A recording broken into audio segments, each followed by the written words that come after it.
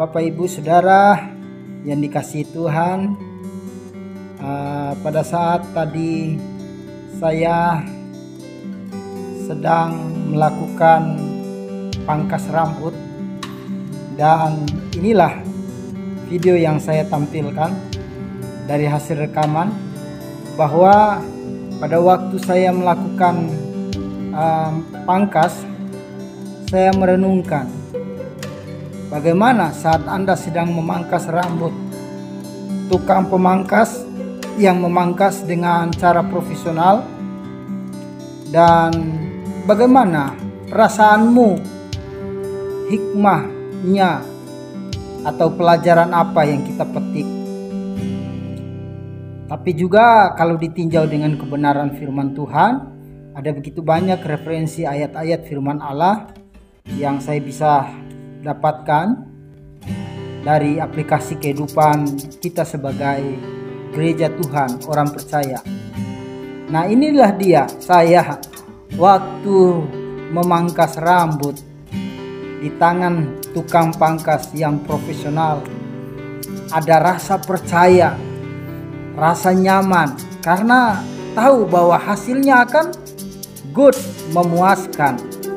Jadi proses pemangkasan ini dapat mengandung pelajaran dan hikmah yang cukup dalam jika kita lihat dari perspektif iman, ya, perspektif iman, firman Tuhan, terutama semuanya itu ada kaitannya dengan kehidupan kita di akhir zaman sebagai orang percaya.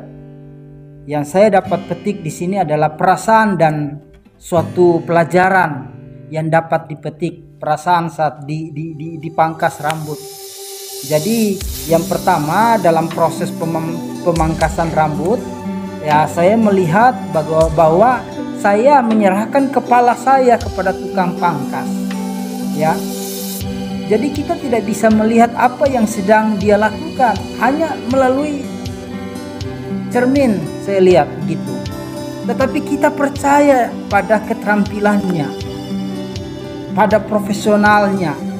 Dan ini berbicara dari hal kepercayaan dan kepasrahan kita. Dan ini juga mengajarkan kepada kita tentang itu tadi, kepasrahan kita kepada Tuhan juga. Pasrah kita hanya kepada Tuhan. Kita percayakan dan mempercayakan iman kita kepada Tuhan. Seperti firman Allah di dalam kitab Yeremia pasal yang ke-18 ayat 6, firman Tuhan mengatakan bahwa kita adalah bejana di tangan Sang Penjunan, dan Dia tahu apa yang terbaik bagi kita. Dia membentuk kita untuk menjadi sesuai dengan kehendak-Nya. Jadi itulah pengertian dari kehidupan rohani ini. Yang kedua, dalam kita saat saya memangkas rambut, bisa dianggap sebagai suatu simbol proses yang disebut pemurnian dalam kehidupan ini. Dan ini berbicara dari hal pemurnian dan pemangkasan. Saya baca lagi dalam kitab Yohanes, Injil Yohanes pasal 15 ayat 2 mengatakan, setiap ranting padaku yang berbuah dibersihkannya, supaya ia lebih banyak berbuah. Tuhan memangkas atau Tuhan menghilangkan bagian yang tidak perlu dalam hidup kita. Artinya itu juga, Tuhanlah sendiri yang memangkas atau menghilangkan bagian yang tidak perlu dalam hidup kita, seperti karakter yang tidak berkenan. Ya, itulah hidup, ya, kebiasaan-kebiasaan yang menghambat pertumbuhan rohani kita agar kita lebih berbuah. Katakan lebih berbuah. Haleluya. Nah, pelajaran penting yang kita bisa tarik di sini adalah yang ketiga, tukang pangkas yang profesional tentu bekerja dengan profesi profesionalnya dengan cermat. Dia dengan penuh perhatian agar hasil akhirnya memuaskan. Haleluya.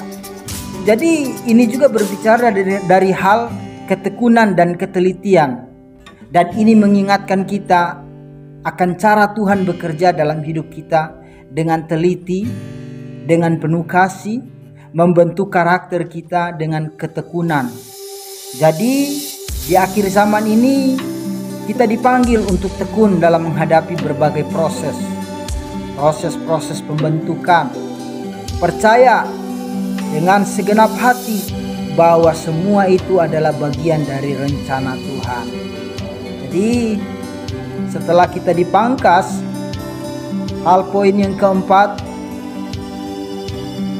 kita biasanya merasa segar saat dipangkas, bukan? Karena kita percaya diri. Ini berbicara dari hal apa? Pembaharuan. Ini berbicara dari hal kesegaran, pembaharuan dan kesegaran. Jadi ini sangat mirip dengan cara yang Tuhan lakukan untuk memperbaharui kita, untuk menyegarkan kita, memberi kekuatan baru bagi kita yang menanti-nantikannya.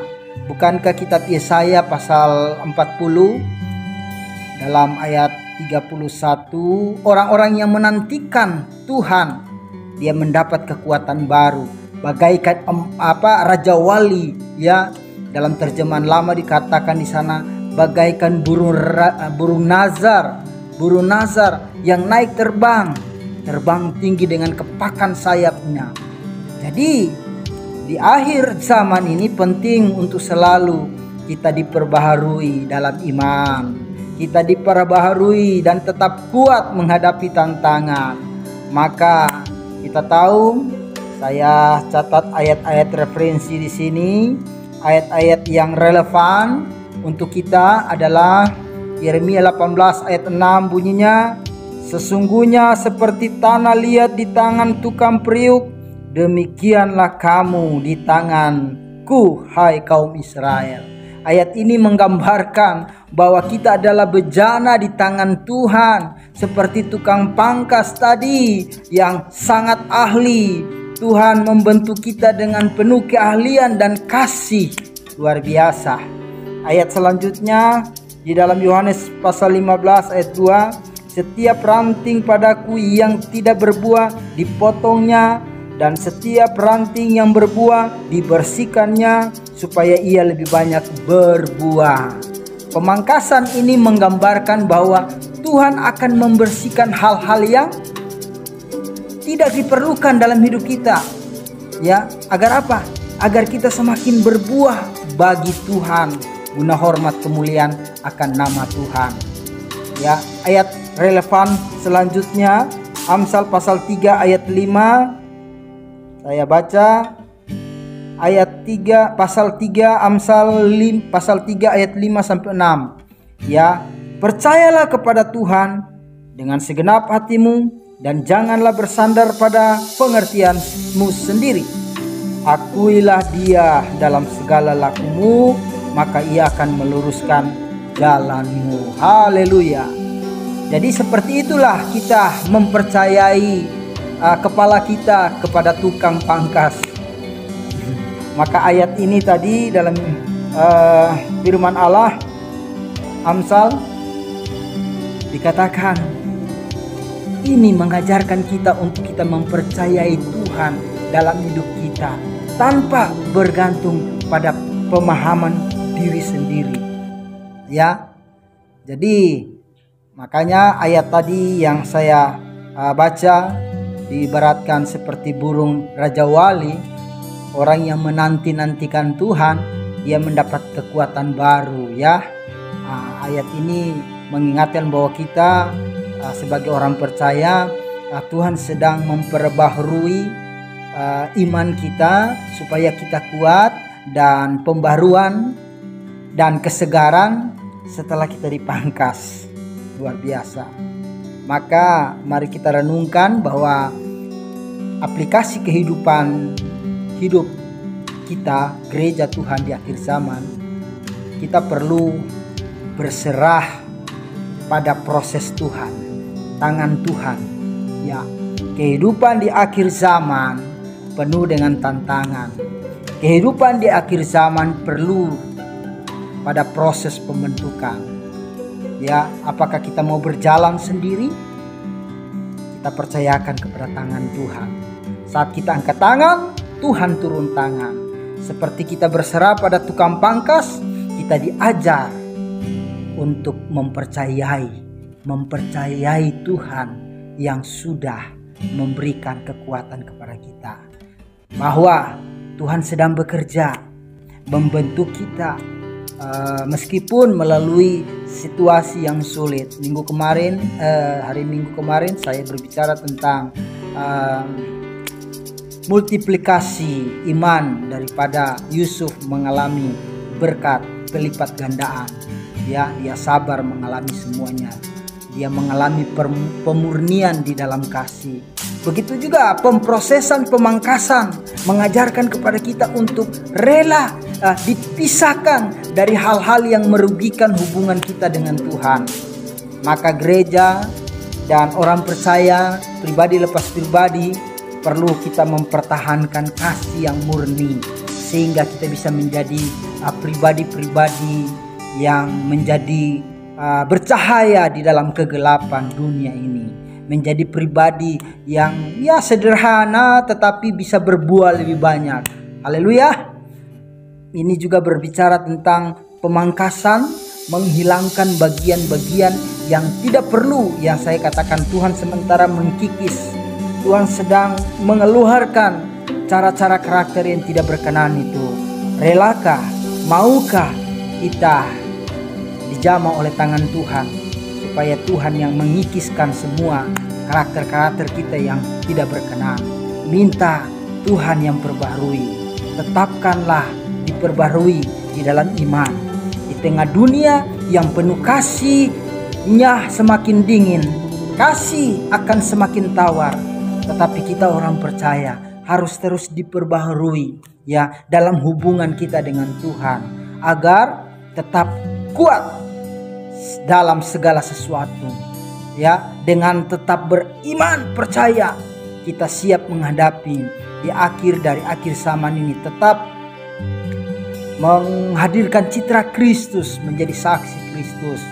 Maka pengalaman sederhana seperti saya tadi ini, ada pemangkas rambut, ternyata ini bisa memberikan suatu refleksi yang mendalam, hikmah yang mendalam tentang bagaimana Tuhan bekerja membentuk, memurnikan dalam mempersiapkan kita untuk kehidupan di akhir dari akhir zaman, dan sampai kita masuk kepada kekekalan itu sebelum Tuhan memanggil kita. Nama Tuhan dipuji dan dipermuliakan. Hanya kemuliaan bagi nama Tuhan. Tuhan Yesus memberkati. Haleluya, haleluya. Amin, amin.